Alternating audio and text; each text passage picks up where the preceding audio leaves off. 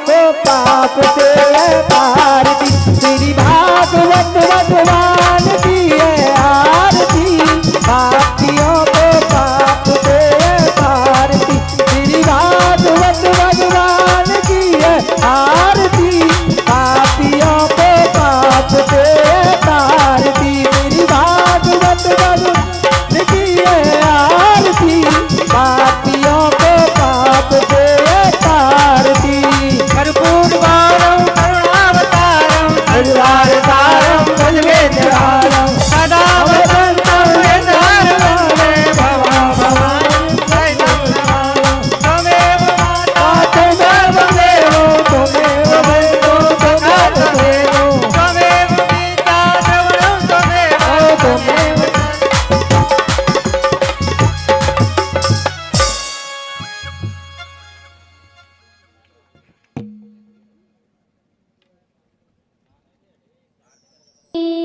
जय हो।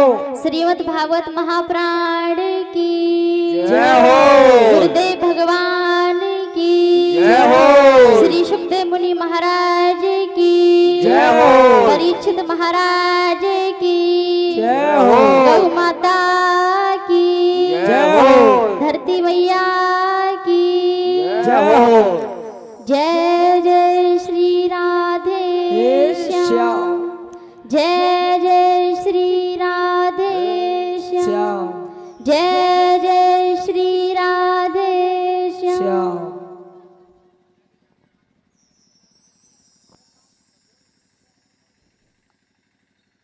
अखिल कोट ब्रह्मांड नायक को पार ब्रह्म परमेश्वर के चरणों में नमन करते हुए रामदूत हनुमान जी महाराज के चरणों में नमन करते हुए अपने आचार्य परम पूज्य गुरुजी दर्शन लाल जी के चरणों में नमन करते हुए और दूर पास से चलकर आए सभी भक्तजन और अनसुईया माता के चरण चिन्हों पर चलने वाली सभी माता बहनें, शीतल जी की ओर से सभी को राधे राधे, प्रेम भरा राधे राधे। भैया और राधे राधे कर लिया करो।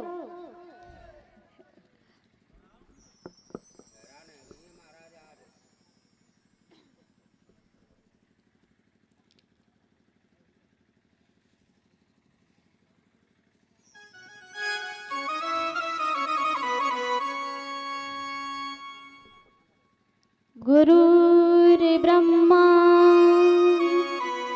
गुरुर्विष्णु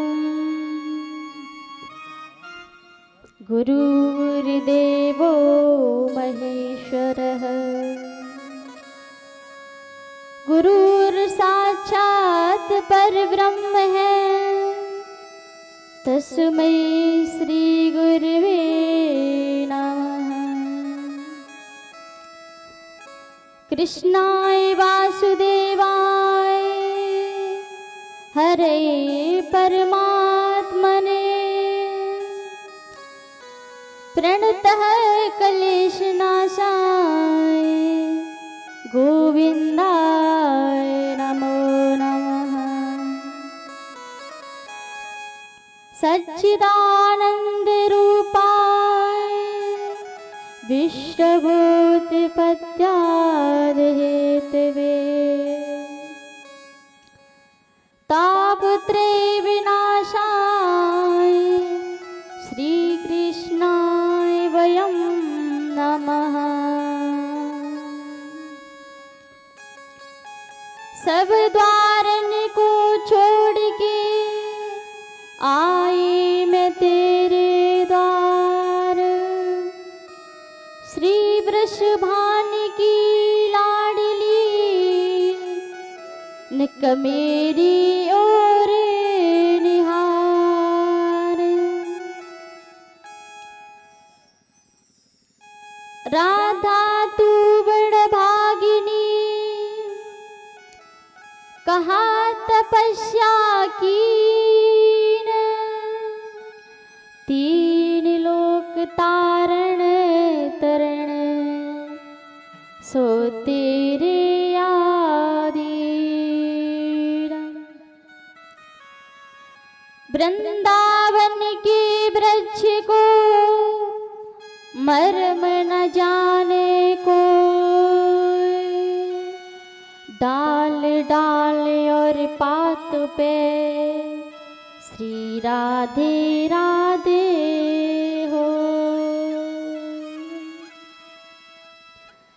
अपने अपने घरन की सब काओ को पीर, तुम्हें पीर सब घरन की, धन्य धन्य रघुवीर। जय हो। राधे राधे, जय जय श्री राधे। आज की प्रथम दिवस की कथा में प्रवेश करने से पहले परमात्मा के नाम का स्मरण करेंगे, उनका कीर्तन करेंगे, ताकि आपका मन थोड़ा ध्यान कथा में लग जाए।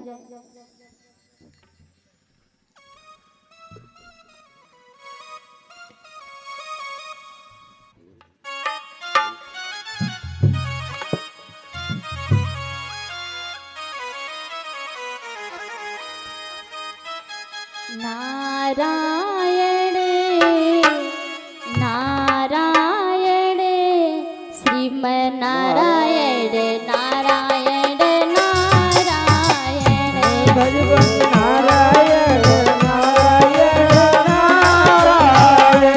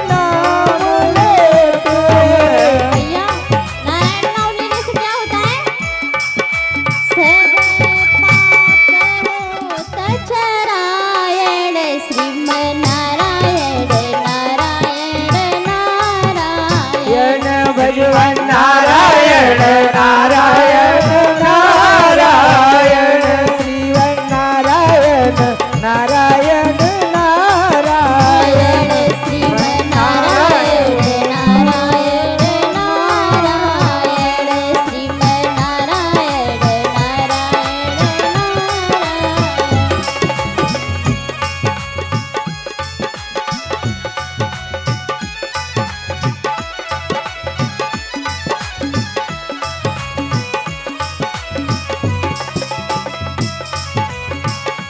श्रीवन नारायण नारायण नारायण भगवान नारायण नारायण नारायण।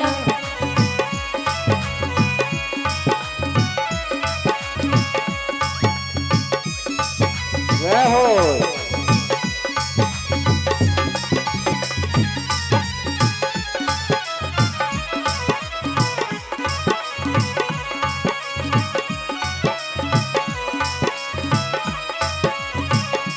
श्रीवन नारायण नारायण नारायण भगवान नारायण नारायण नारायण श्रीवन नारायण नारायण नारायण।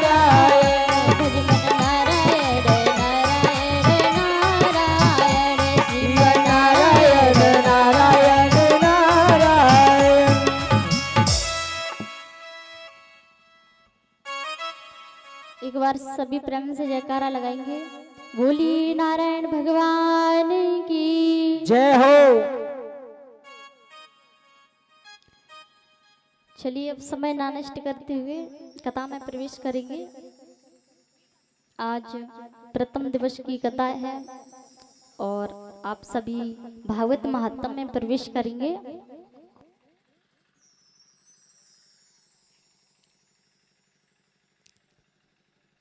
सच्चिदानंद रूपाय विश्रवोपत्यादि हेतवे तापुत्रे विनाशाय श्री कृष्णाय वयं नमः। जय हो। जीवन की तीन बातें बहुत समझने की है। ये तीन बातें हैं सत्य, चित्त और आनंद। सत्य कहते हैं अविनाशी को, जो पहले सत्य था, मध्य में सत्य है और अंत में भी सत्य बचेगा। परमात्मा अविनाशी है, वो सत्य है। क्यों मैया? परमात्मा सत्य है कि नहीं? हम जैसे लोग तो दिन में 50 बार झूठ बोलते हैं। और दूसरी बात है चित्त, यानी प्रकाश।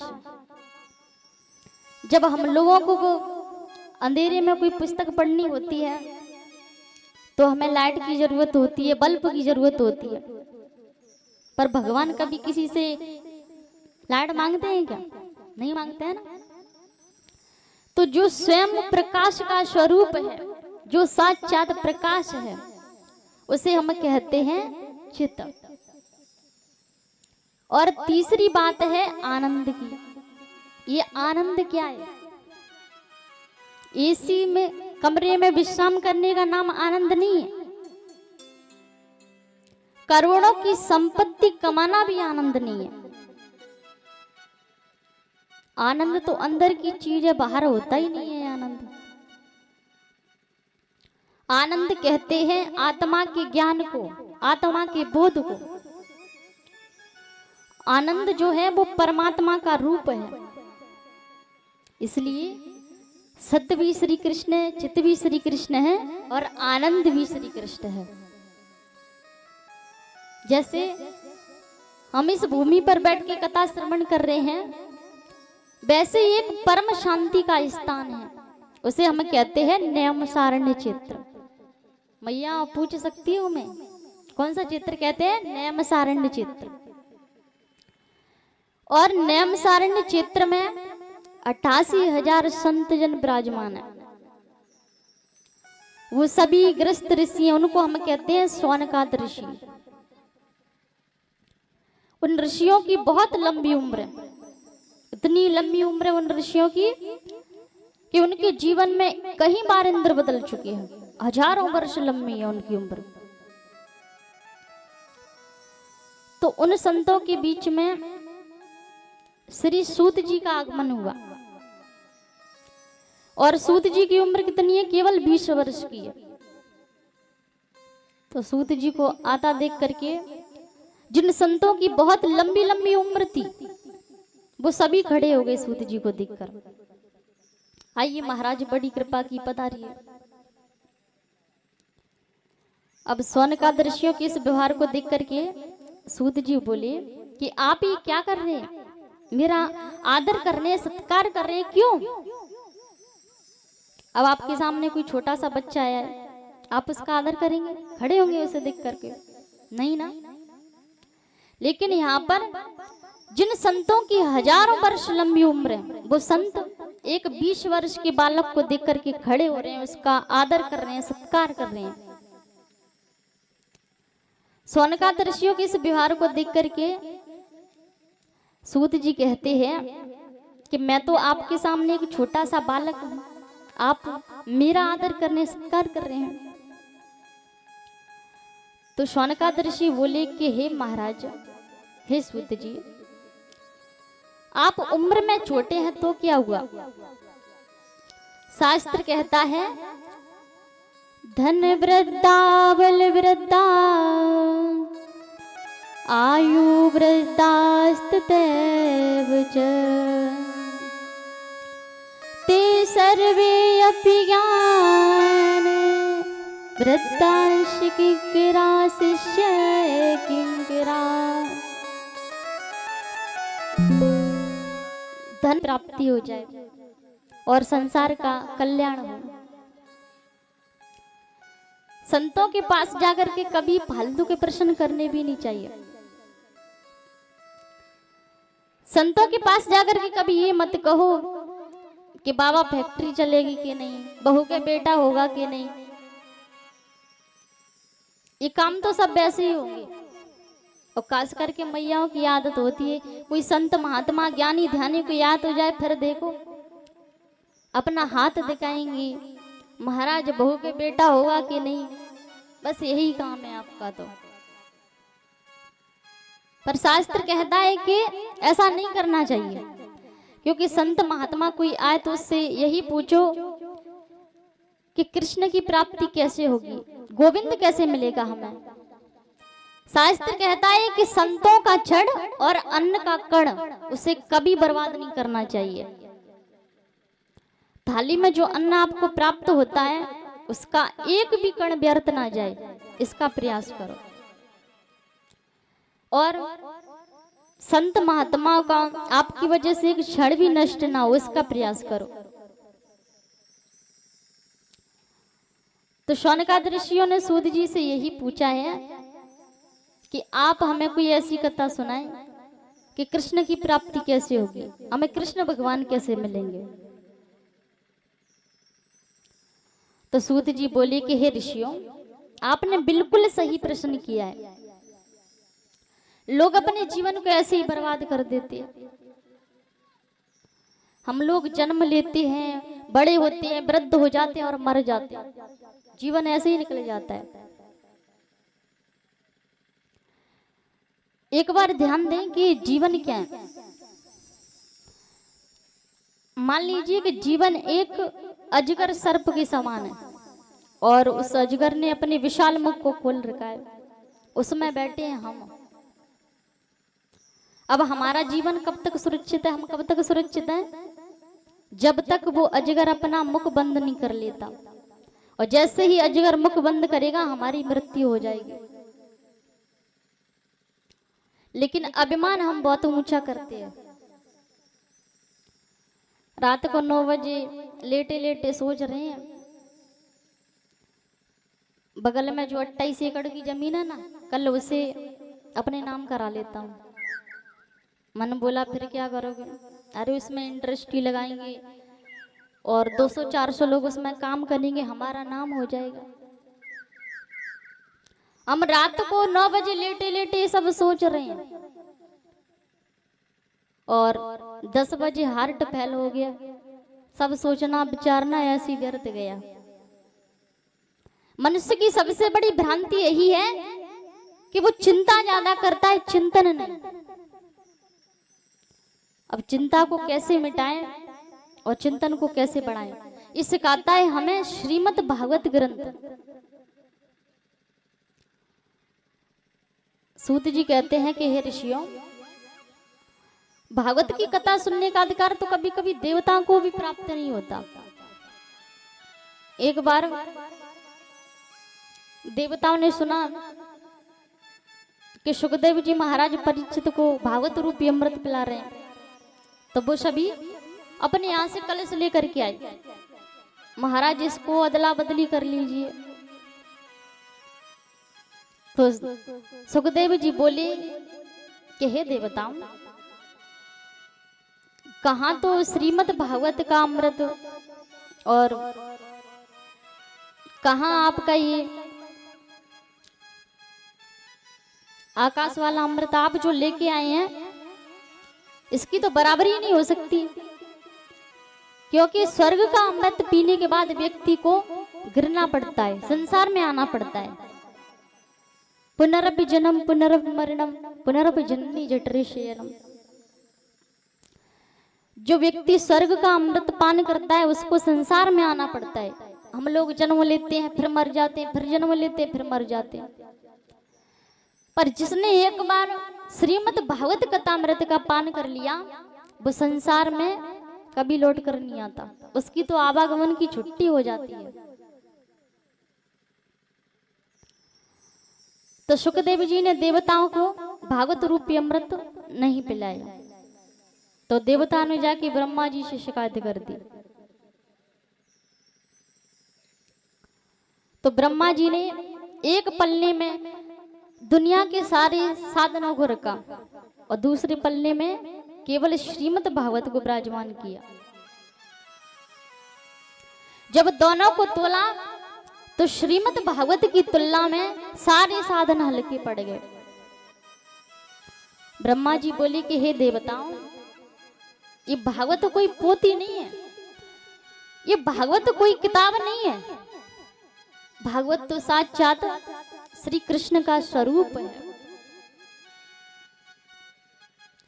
और नारद जी ने इसका प्रचार करने के लिए इसका अध्ययन अपने पिताजी से किया था, पर सप्ताह श्रवण की विधि क्या है ये तो नारद जी ने संत कुमारों से सुना था। तो शौनकादिक ऋषि बोले कि हे सूत जी, हमने तो सुना है कि संत कुमार ज्यादा कहीं घूमते नहीं और नारद जी एक जगह बैठते नहीं बैठते हैं ना मैया नारद जी। तो शौनकादिक ऋषि कह रहे हैं कि फिर उन्होंने संत कुमारों से एक जगह बैठकर कथा कैसे सुन ली। तो सूत जी बोले कि हे ऋषियों, एक बार नारद जी बड़ी तीव्र गति से दौड़ते जा रहे थे, तो बद्री धाम में विराजमान संत कुमारों ने उनको देखा और पूछा क्या बात है नारद जी, आप इतने उदास क्यों हैं? हमने तो सुना है कि कोई कितना भी रोए, कोई कितना भी उदास हो, लेकिन जिसे नारद जी के दर्शन हो जाए वो व्यक्ति मुस्कुराने लगता है, और आज आप जैसे संत स्वयं इतना दुखी है।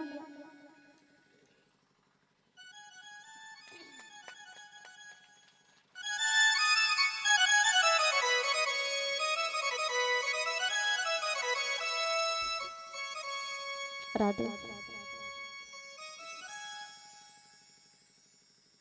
चलिए अब कथा में प्रवेश करते हैं। तो इधर में शौनकादिक ऋषि बोले कि हे प्रभु फिर क्या हुआ? तो सूत जी बोले, इधर में संत कुमारों से नारद जी कहते हैं कि हे संत कुमार जी, मैं पृथ्वी को श्रेष्ठ समझ करके यहाँ पर आया, हरिद्वार में गया, कुरुक्षेत्र में गया, श्वेतबंध रामेश्वर तीर्थों में गया, लेकिन सत्य कहता हूं मुझे कहीं भी शांति नहीं मिली। अब तो घर में नई बहू की चलती है, बुजुर्गों को कौन पूछे, क्या निकालोगे तो वो कमजोर हो जाएगी, क्या निकालोगे तो वो कमजोर हो जाएगी, और घर में यदि साली जी की सलाह लोगे तो बर्बाद हो जाओगे। और इसके प्रमाण है शकुनी मामा। शकुनी ने क्या हाल करवाया था कौरवों का, पूरा वंश ही नष्ट करवा दिया।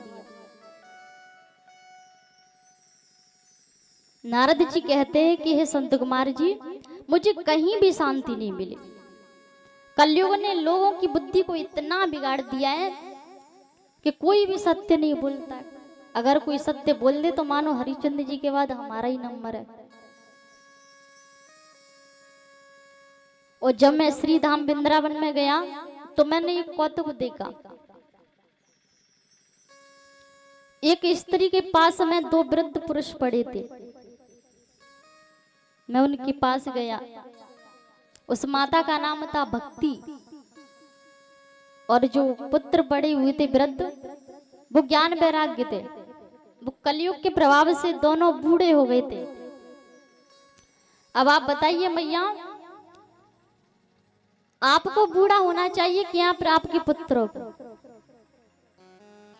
पुत्रों के सामने आप ही तो बूढ़े लगोगे क्योंकि आप बड़े हैं। पर यहाँ पर भक्ति माता के दोनों पुत्र बूढ़े हैं और वो जवान है भक्ति माता। क्यों? क्योंकि भक्ति माता तो राजस्थान में गई थी, गुजरात में ज्यादा भक्ति होती है। और उनके जो दो पुत्र थे ज्ञान वैराग्य, वो दोनों कलयुग के प्रभाव से वृद्ध हो गए थे। नारद जी ने वहां पर वेद वेदांत का पाठ किया, बड़े बड़े प्रयास किए, पर उनके बुढ़ापे को दूर नहीं कर सके। तब आकाशवाणी हुई कि हे नारद जी, अगर आप दोनों पुत्रों के बुढ़ापे को दूर करना चाहते हो और भक्ति देवी के कष्ट को मिटाना चाहते हो, तो इसके लिए सत्कर्म करो।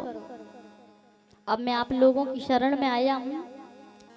मेरा पहला प्रश्न ये है कि भक्ति देवी का कष्ट कैसे मिटे, और दूसरा प्रश्न ये है कि ज्ञान वैराग्य को बुढ़ापे से मुक्ति कैसे मिले।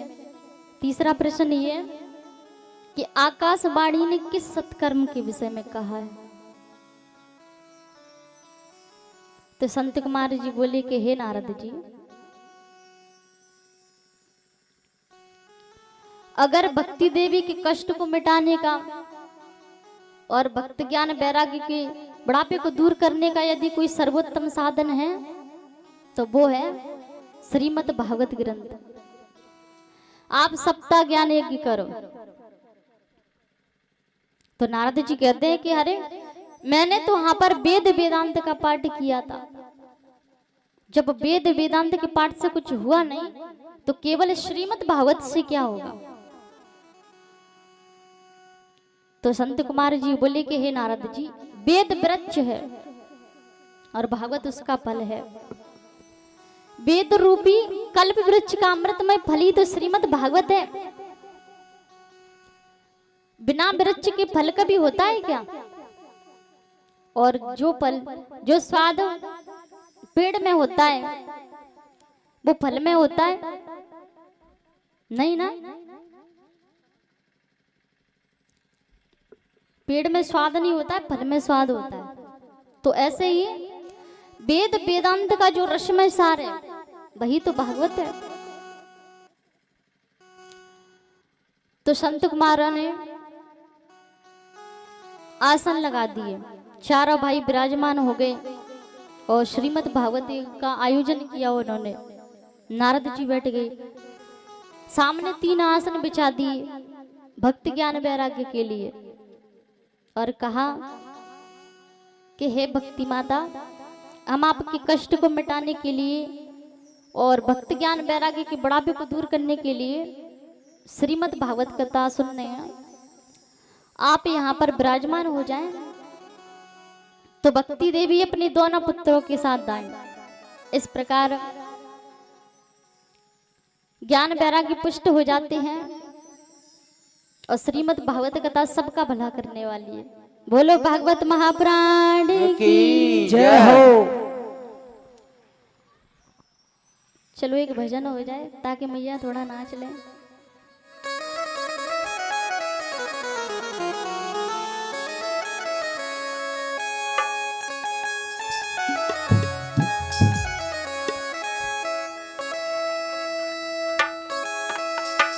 जय श्री राधे।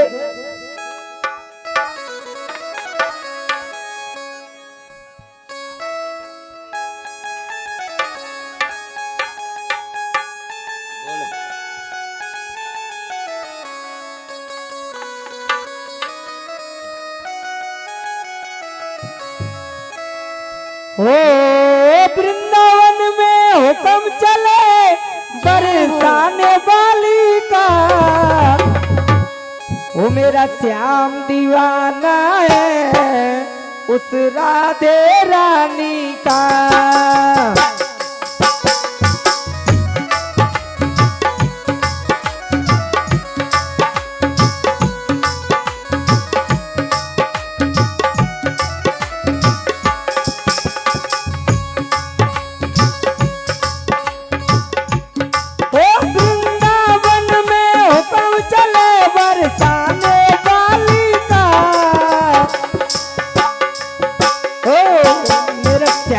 दीवाना है उस राधे रानी का।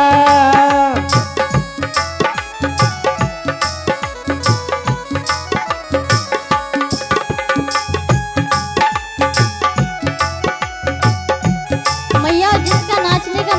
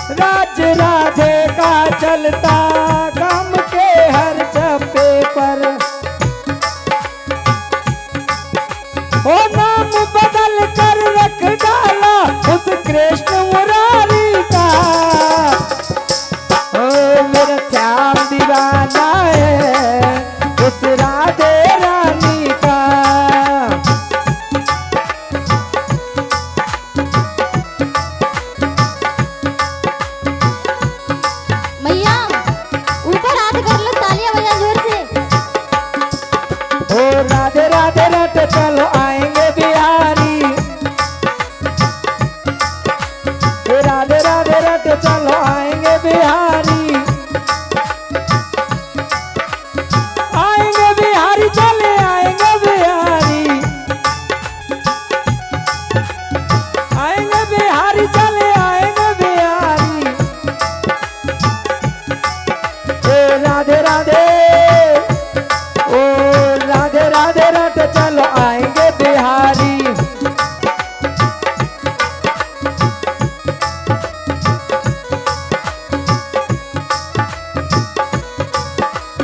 वृंदावन में हुक्म चले बरसाने वाली का। मेरा श्याम दीवाना है उस राधे रानी का।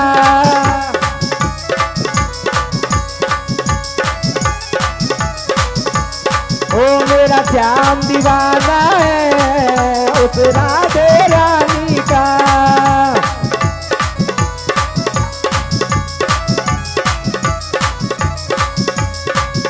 ओ वृंदावन में हुक्म लगे बरसाने वाली का। ओ मेरा श्याम दीवाना है उस राधे रानी का।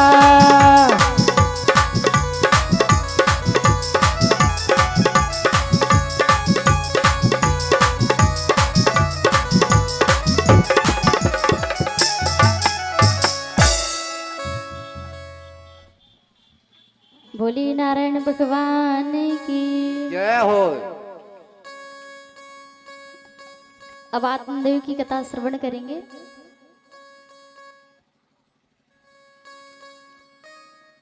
तुंगभद्रा तटे पूर्वं भूतिपत्तन मुक्तमम् यत्र वर्णाश्वधर्मेण सत्य सत्यकरं तत्परा।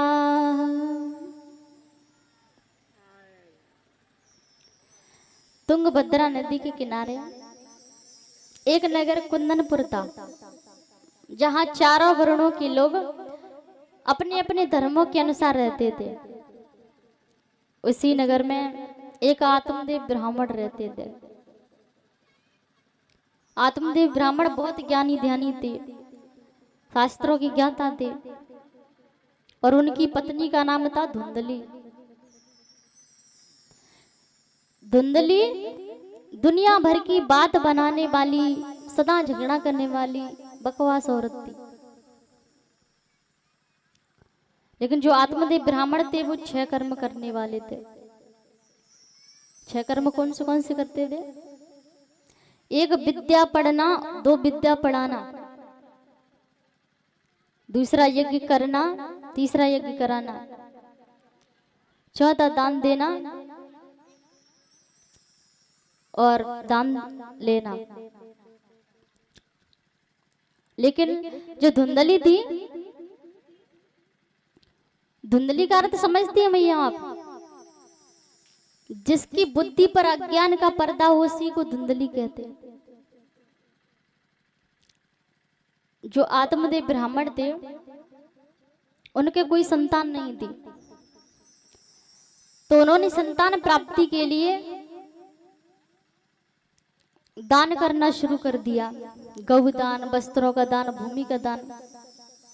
फिर भी उनके कोई संतान नहीं हुई। जब उनके कोई संतान नहीं हुई तो वो एक दिन दुखी होकर वन में चले गए। तो उन्हें प्यास ने सताया तो तालाब में जाकर के उन्होंने पानी पिया और फिर शोक में एक वृक्ष के नीचे बैठ गए थे, थोड़े दुखी थे। तभी वहां पर एक सन्यासी आ गया। आत्मदेव ने सन्यासी को प्रणाम किया और रोने लग गए। तो सन्यासी ने पूछा, क्या बात है ब्राह्मण देव, आप दिखने में तो बड़े ज्ञानी ध्यानी लग रहे हैं, ब्राह्मण लग रहे हैं, पर आप रो क्यों रहे हैं? तो आत्मदेव बोले कि हे ब्राह्मण देव, मेरा कोई संतान नहीं है। संतान होने की तो दूर की बात रही, मेरे घर में जो गाय है ना वो भी बांझ रह जाती है। मैं जो भी वृक्ष लगाता हूँ उन पर कभी फल नहीं आते, इसलिए मैं तो दुखी होकर के यहाँ प्राण त्यागने आया हूँ। तो सन्यासी बोले कि हे ब्राह्मण देव, आज तक किसी ने पुत्र से सुख पाया है क्या?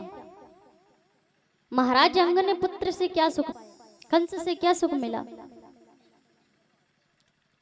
तो आत्मदेव कहने लगे कि बस आप मुझे ज्ञान मत दीजिए, मुझे ज्ञान भी है, मुझे सब कुछ मालूम है, लेकिन मुझे केवल पुत्र का ही दुख है।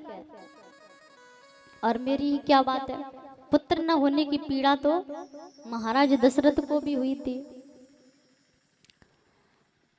एक बार भूपति मन माही, एक बार भूपति मन माही।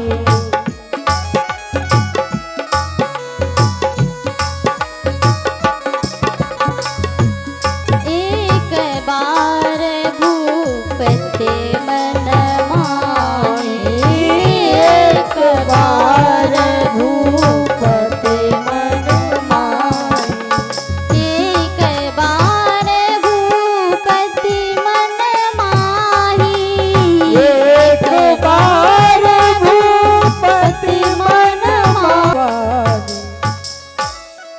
एक बार महाराज दशरथ को गलानी हुई थी कि मेरे कोई संतान नहीं है। ऐसे ही आत्मदेव के मन में बड़ा दुख था। इधर में सन्यासी कहने लगे कि हे आत्मदेव, आपके इस जन्म में तो क्या 7 जन्म तक भी संतान नहीं होगी। सन्यासी ने बहुत समझाया, जब बार बार समझाने पर भी आत्मदेव नहीं माने तो सन्यासी ने एक फल दिया आत्मदेव को, लो इसे घर जाकर अपनी पत्नी को दे देना, अगर फल खाकर के सदाचार से रहेगी तो श्रेष्ठ पुत्र की प्राप्ति होगी। आत्मदेव ने घर आकर के पत्नी को फल दिया और कहीं चले गए। लेकिन जो धुंधली थी, धुंधली ने फल तो ले लिया पर उसके मन में श्रद्धा नहीं थी, और बिना श्रद्धा के यज्ञ तप दान जो भी कार्य किया जाता सब व्यर्थ है। अब तो धुंधली उस फल को लेकर अपनी बहनों और सहेलियों में विचार करने लगी। मैयाओं की बस यही आदत है, कोई भी चीज हो पहले पड़ोसी को दिखाएंगे। बाजार से साड़ी भी लेके आ जाओ फिर देख लो, शाम तो तब होगी जब पूरे गांव में बता देंगे तब। तो ऐसे ही जो धुंधली थी वो विचार करने लगी कि मैं इस फल को खाऊं कि नहीं। अगर मैंने इस फल को खा लिया तो पेट बढ़ने के कारण मैं ठीक से भोजन भी नहीं कर पाऊंगी, और मैंने तो सुना है कि बालक के पालने में बड़ी मेहनत करनी पड़ती है, बड़ा श्रम करना पड़ता है, मैं उसे कैसे कर सकूंगी। अगर बालक सुखदेव जी की तरह 12 वर्ष तक ही गर्भ में रहा तो जीना ही मुश्किल हो जाएगा। पर तो धुंधली की जो बहन थी वो कहने लगी, काबे बहरे डोंगते ये जोगी अवधूत, अरी बहन कहूं फलनते होता ना दे के पूत। धुंधली की बहन कहने लगी, अरे बहन तुम भी पागल हो, फलों से कभी बच्चे पैदा होते हैं क्या? तुम एक काम करो, अगर तुम्हें यही लग रहा है कि इस फल से संतान पैदा होगी तो चलो गाय को खिला देते हैं। तो दोनों बहनों ने कुछ चक्र रच करके वो फल गाय को खिला दिया। आत्मदेव ब्राह्मण को भ्रमित कर दिया। आत्मदेव ब्राह्मण को तो पता ही नहीं है कि फल किसने खाया है, वो तो बाहर थे। अब समय आने पर धुंधली के पुत्र हुआ। माता धुंधली ने उस पुत्र का नाम धुंधकारी रखा। अब तो आत्मदेव के बहुत खुशी हुई थी क्योंकि उनके संतान नहीं थी, संतान का सुख मिला उनको। धीरे धीरे 3 महीने बाद गाय ने भी एक बालक को जन्म दिया। वो बालक बहुत सुंदर था क्योंकि फल तो गाय को खिलाया गया था, इसलिए गाय को भी एक बालक हुआ और वो बिल्कुल सोने की तरह चमकता था। इतना सुंदर बालक था। उस बालक का नाम गौकर्ण रख दिया। अब तो धीरे धीरे दोनों बालक बड़े होने लगे। धुंधकारी में अवगुण आने लगे और गौकर्ण में सद्गुण दिखने लगे। धुंधकारी चोर दुराचारी हुआ, दूसरों के पुत्रों को कुएं में डाल देता। बहुत चांडाल पुत्र हुआ।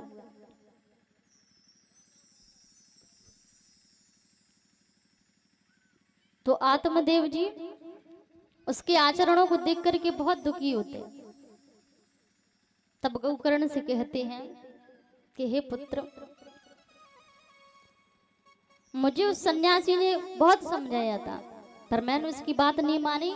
आज मैं पछता रहा हूं ऐसे पुत्र को पा करके।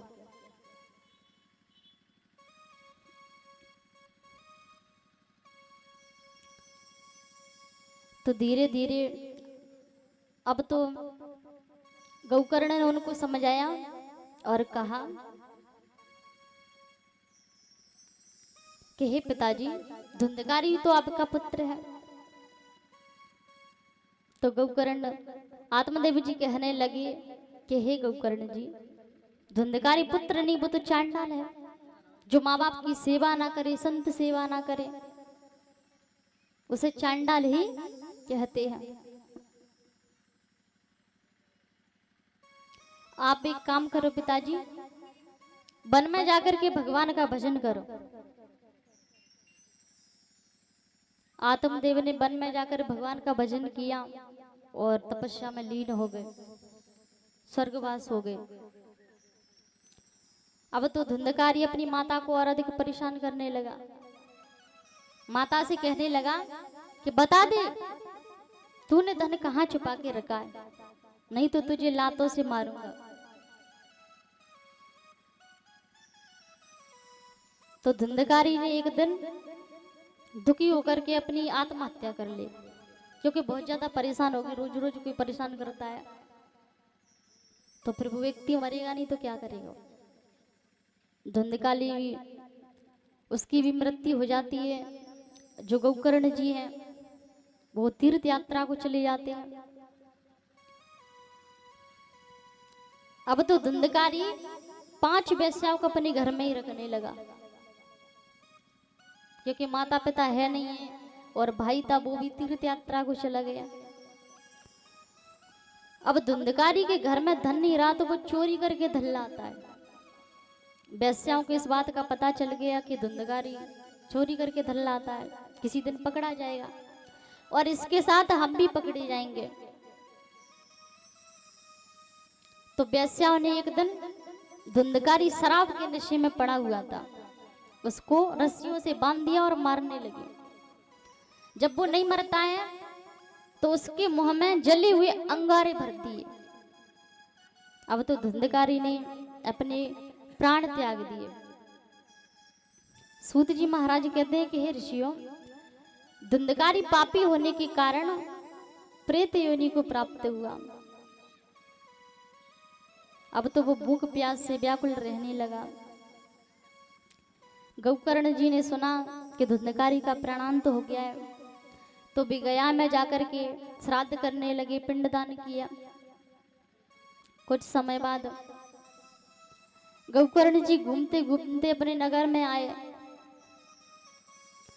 तो नगरवासियों ने बताया कि आपका भाई प्रेत बनकर हम सबको कष्ट देता है। अपने घर पर धुंधकारी जो गौकर्ण थे वो सो रहे थे। तो धुंधकारी अनेकों रूप धारण करके उनको भयभीत करने लगा। तब गौकर्ण ने पूछा कि तुम कौन हो, पर वो बोलने में असमर्थ था। तभी प्रेतात्मा कहने लगी कि हे भाई, मैं तुम्हारा भाई धुंधकारी हूं, तुम कृपया करके मुझे इस प्रेत योनि से मुक्ति दिलाओ। तो गौकर्ण ने कहा कि मैंने तेरे लिए गया में जाकर श्राद्ध पिंडदान किया, फिर भी तेरी मुक्ति नहीं हुई। धुंधकारी कहने लगा कि हे भाई, गया जी में सैकड़ों श्राद्ध करने पर भी मेरी मुक्ति नहीं होगी, क्योंकि मैं पापी इतना बड़ा हूं। आप कोई दूसरा उपाय सोचिए। तब गौकर्ण ने सूर्यदेव से प्रार्थना की कि हे सूर्यदेव, आप इस प्रेतात्मा की मुक्ति का कोई उपाय बताइए। तब सूर्यदेव ने कहा कि आप श्रीमद् भागवत कथा का श्रवण करो। तब गौकर्ण जी ने श्रीमद् भागवत कथा का आयोजन किया। धुंधकारी भी 7 गांठ के बांस के छिद्र में बैठकर कथा सुनने लगा। प्रतिदिन बांस की एक एक गांठ पटती रही। 12 स्कंदों की कथा सुनकर के धुंधकारी प्रेत योनि से मुक्त हो गया। उनको लेने के लिए एक विमान आया। तो गौकर्ण जी पार्षद कहने लगे कि हे पार्षदों, मेरी कथा तो इन सबने सुनी, पर सबके लिए विमान क्यों नहीं आए? तब पार्षद कहने लगे कि हे गौकर्ण जी, कथा सुनी तो सबने है, परंतु सुनने में भेद हो गया है। धुंधकारी की तरह मन लगाकर कथा किसी ने नहीं सुनी, और धुंधकारी ने कथा मन लगाकर सुनी क्यों? क्योंकि उसको तो मुक्ति चाहिए।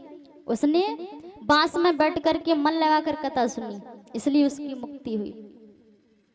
हे गौकर्ण जी, आप फिर से कथा कहिए, और कथा को सब मन लगाकर श्रवण करेंगे तो अवश्य वैकुंठ प्राप्त होगा।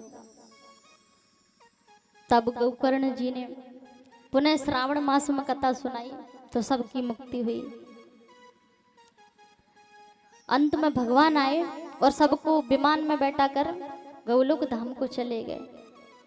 बोलो भागवत महाप्राण की जय हो, नारायण भगवान की जय हो। आज अपनी कथा को हम यहीं पर विराम देते हैं, और सभी भक्तजन आरती के लिए खड़े हो जाएं।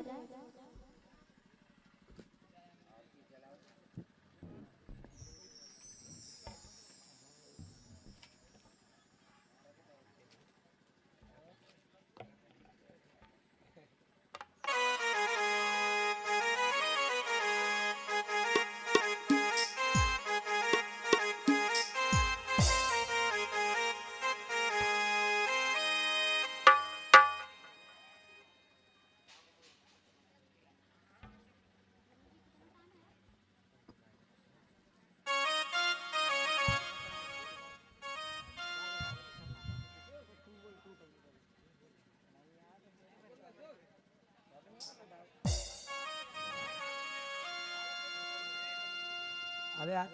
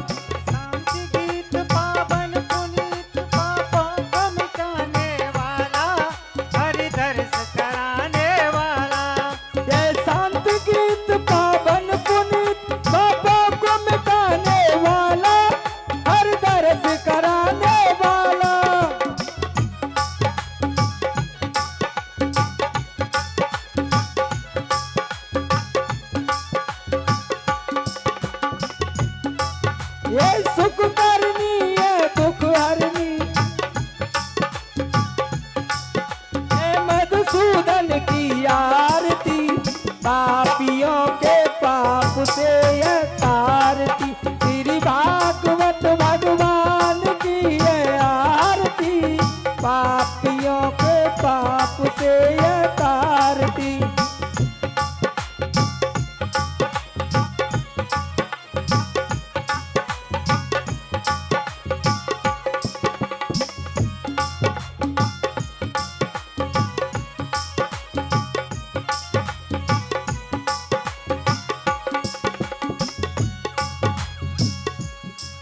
ये मधुर बोल जग पंच बोल सदमार्ग बताने वाला, बिगड़ी को बनाने वाला।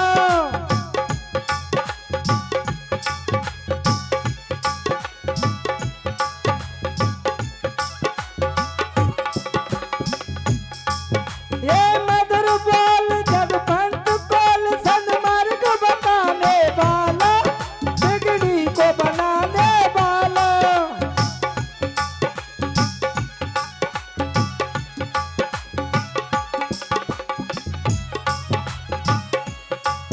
श्री राम आई हर राम आई, श्री राम आई घनश्याम आई, जग मंगल की आरती। पापियों के पाप से आरती, श्री भागवत भगवान की है आरती। पापियों के पाप से आरती, श्री भागवत भगवान की है आरती। पापियों के पाप से आरती, श्री भागवत भगवान की है आरती। पापियों के पाप से आरती। कर्पूर वारं करुणावतारं संसार सारं भुजगेन्द्रहार सदा वसन्तं हृदयारविन्द भवं भवानी सहितं नमामि। त्वमेव माता च पिता त्वमेव, त्वमेव बन्धु सखा त्वमेव, त्वमेव विद्या द्रवणं त्वमेव, त्वमेव सर्वं मम देवदेव। भगवान की है आरती, पापियों को पाप से तारती, श्री भागवत भगवान की है आरती। पापियों को पाप से तारती।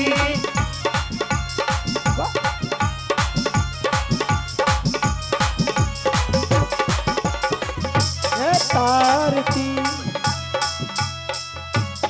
ओम हरि ओम सहस्रेन्द्र विश्वदेवापाश्र पूषा ओम विश्ववेदानाथ्याचरश्नमी शासनो ओम ब्रह्मज्ञाने पदम पृथ्वी माँ औषधि पयो नेत्रनन पयोदा परमंदय ओम संतो माँ विष्णु नाम विष्णु भक्त ने विष्णु ये वाहन विष्णु ओम ध्रुवे देवा विष्णु तत्वाग्नि देवता वासो देवता चंद्रमा देवता ओम वसो देवता इंद्र तात देवता ओम मरुत देव देवता बृहस्पति देव इंद्र देव वरुणो देवता ओम श्री दो शांत रक्ष शांत पृथ्वी शांति रापा शांति शांति वनस्पत शांति ओम विश्ववेदा शांति ब्रह्म शांति सर्व शांति शांति शांति शांति ओम विश्वदेवा शांति ओम परशुराम मुद्र मंथन आसवन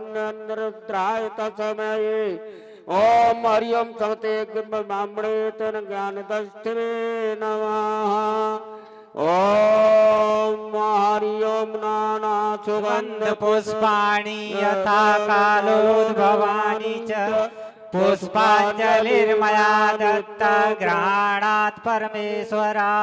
ओम भूर्भुवस्व मंत्र पुष्पांजलि समर्पयामि नमः।